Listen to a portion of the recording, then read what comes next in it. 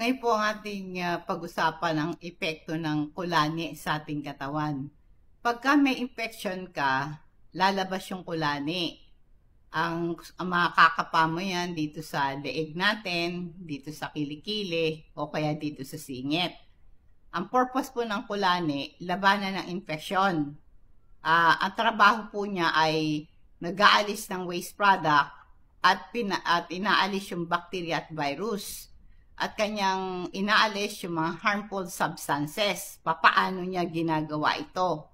Ang kulani, pinagpuproduce siya ng white blood cells. B cells at T cells ang tawag doon. Ang B cells, ito yung nagpuproduce siya ng antibodies.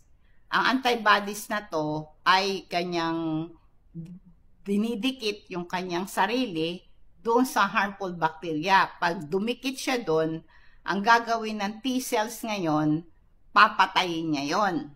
Kaya nga po, ang ating kulani, nag-iimbak siya ng white blood cells. Ito ay para i-release ngayon yung white blood cells ngayon pag may infection. Kaya yung kulani mo, lumalaki at sumasakit. Kaya pagka meron kang enough na white blood cells, kaya pagka lumalabas yung kulani mo, ay ito'y sign na ang immune system mo lumalaban. Kaya pag lumalaki na yung kulani mo, lumalaban ka sa infeksyon. At ang ginagawa niya, sinasala niya yung mga mikrobyo.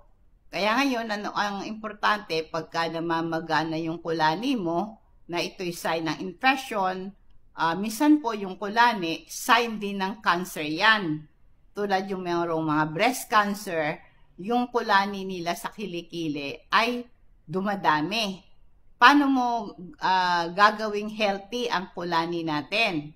Matulog ka ng 7 to 8 hours. Pag nakakatulog ka, ang mga kulani natin nagiging healthy at nakakalaban sa infection.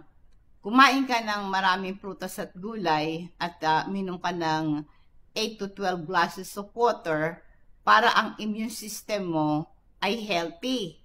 Exercise ka regularly kasi ang pag-exercise everyday, 30 minutes, ay lumalakas ang immune system mo sa panglaban sa infection. Huwag kang magbisyo tulad ng paninigal, pag-inom ng alak, mahirap makalaban sa infection. At saka, i-manage mo yung stress mo.